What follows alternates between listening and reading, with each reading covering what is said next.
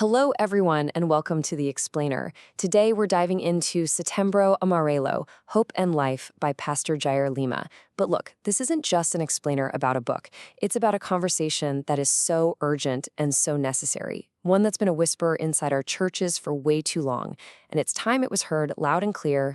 This quote, right from the book's preface, it really gets to the very heart of what we're talking about today. It's the voice of a young person in the church, and it just lays bare this deep-seated fear of stigma. The fear of being seen as having weak faith, all for struggling with an invisible pain.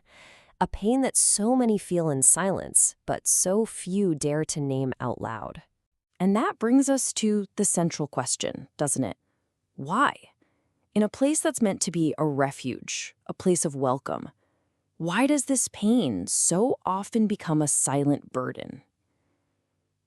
Throughout this explainer, we're going to lean on Pastor Jair Lima's insights to look for some answers and, more importantly, to find pathways to hope. To find those answers, we've got to face the reality of the situation head on. What is the true scale of this silent battle? I know the numbers and facts can be tough to hear, but they're what show us just how urgent this call to action really is. More than 12,000. Just let that number sink in for a moment. Every single year in Brazil, that's how many lives are lost to suicide. And behind every one of those numbers, there's a story. A family in mourning, a community that's been shaken. This isn't some distant statistic.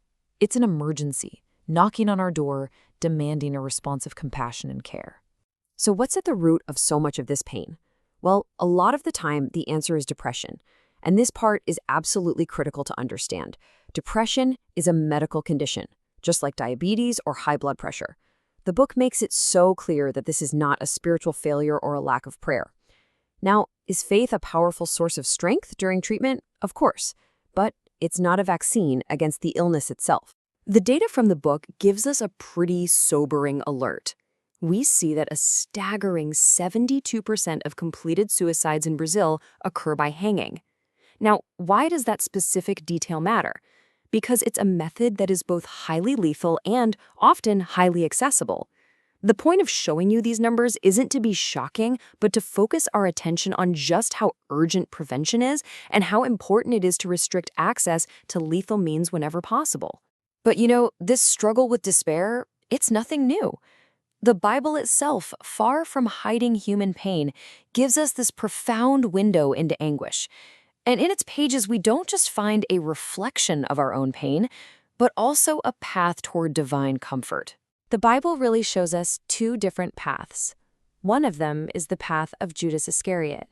He was just consumed by a guilt he couldn't handle, and he never sought the forgiveness that was available to him. He saw despair as the only way out. It's such a tragic warning about where untreated guilt can lead. But there's another path. And David illustrates it so powerfully in the Psalms.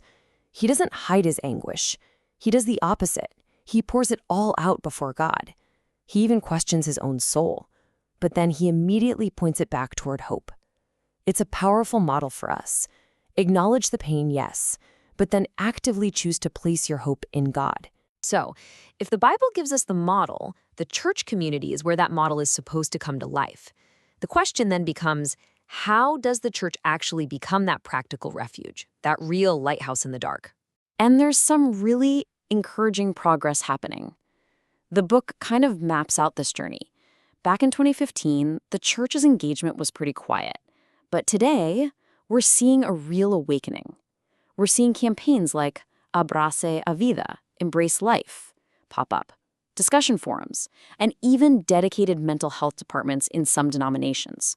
It's a clear sign that the church is starting to embrace its call to be a place of holistic healing. And on this journey of healing, our words have incredible power.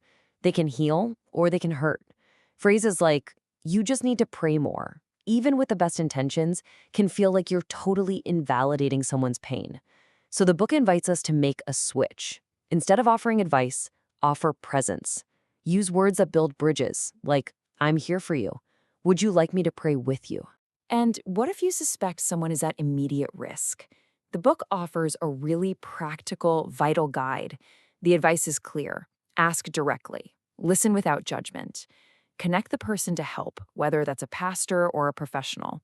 And above all, do not leave them alone. Your presence in that moment could be the very anchor they need. And this isn't just theory. The book highlights Café con Vida, or Coffee with Life, a real ministry from the Asamblea de Deus Church in Tres Coroas. It's a tangible example of a church creating a consistent, welcoming space where people can find weekly support, prayer, and connection. It's just a beautiful illustration of the church being the hands and feet of Jesus. Building this kind of refuge brings us to another important bridge that has to be crossed, the one between faith and science. Because true, holistic care, cuidado integral, means embracing all the tools God has given us for healing. And yes, that absolutely includes professional help. This quote from Dr. Rodrigo Asuncion in the book's preface is just so powerful. It courageously builds a bridge over a false divide. Recognizing that our biology, our brain chemistry, can get sick doesn't diminish God's power. Actually, it magnifies His wisdom in providing us with multiple resources for healing. For a lot of us, the world of professional help can seem confusing. So let's make it simple. A psychologist provides therapy, talk therapy, to help you explore your thoughts and feelings. A psychiatrist is a medical doctor who can diagnose and treat the biological and chemical side of things. And yes, they can prescribe medication. They don't compete. They're complementary partners on the road to healing. So, what the book proposes is a total shift in perspective. It's about understanding that seeking therapy isn't a sign of weak faith. It's an act of responsible stewardship of your mind. It's seeing medication not as a crutch, but as a God-given resource to restore balance, just like insulin for a diabetic.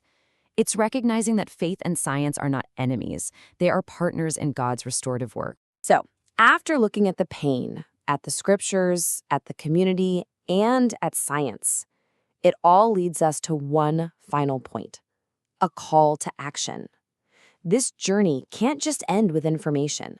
The invitation here is for each and every one of us to become an active agent of hope. The book really challenges us not to stop at just knowing this stuff. The ultimate goal is to transform what we've learned into compassionate action. The call is for each of us to become an ambassador of life, fulfilling that command to love and care for one another in a practical, intentional way. And so we end with a question, not a statement.